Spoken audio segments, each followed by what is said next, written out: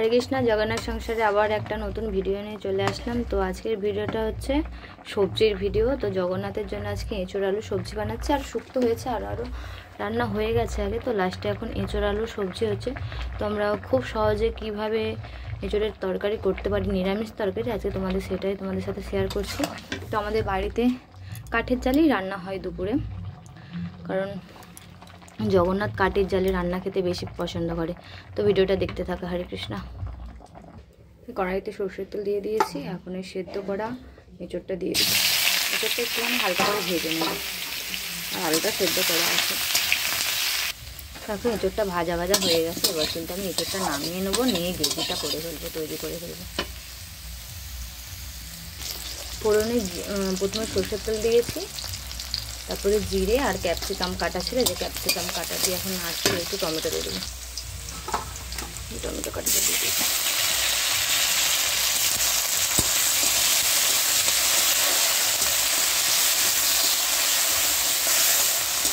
উনানে রান্না করতে করতে না ফোন ধরে রান্না করতে বড্ড অসুবিধা হয়।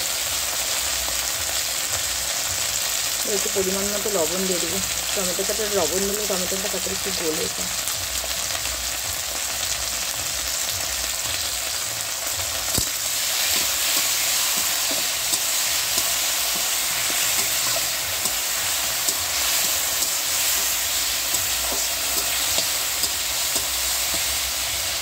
কালকে উনানে রান্না করতে ভালোবাসো তোমরা, কমেন্ট করে জানিও। আমার তো উনানে রান্না করতে খুবই ভালো লাগে। সত্যি কথা কি বলতে, গ্যাসের থেকে উনানে কিন্তু খুব তাড়াতাড়ি রান্না হয়।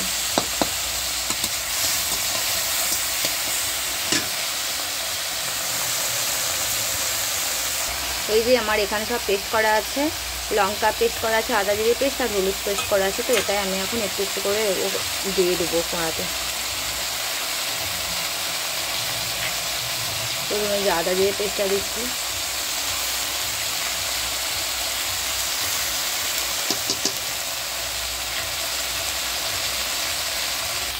তারপরে এই যে লঙ্কার পেস্টটা আছে,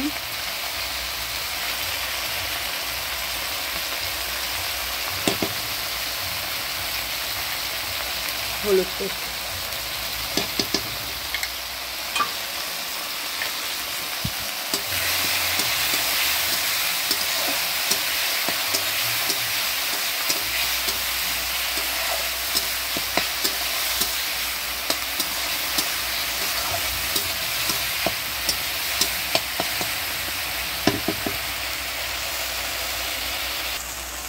সামান্য একটু চিনি দিয়ে দেবো। তো নিরামিষ তরকারিতে একটু চিনি না দিলে কিন্তু ভালো লাগে না। ওই জন্য যদি না কারো চিনিটা যদি না ভালো লাগে তো তোমরা নাও দিতে পারো, কিন্তু চিনিটা দিলে একটু ভালো লাগে।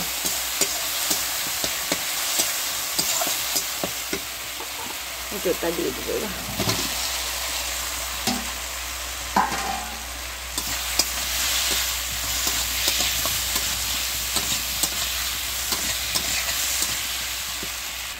এই যে সেদ্ধ করা আলু ছিল ওটাও দিয়ে দেবো।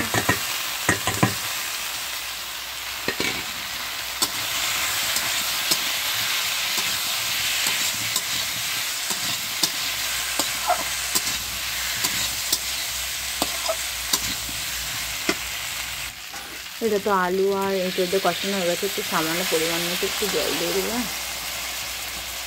তো যদি রসা রাখতে পারো বেশি জল দিতে পারো, কিন্তু আমি রসা রাখবো না, ওই জন্য অল্প জল দিয়েছি। তো এটা আমি এখন 5 মিনিট ফুটতে দেবো, তারপর নামিয়ে নেবো।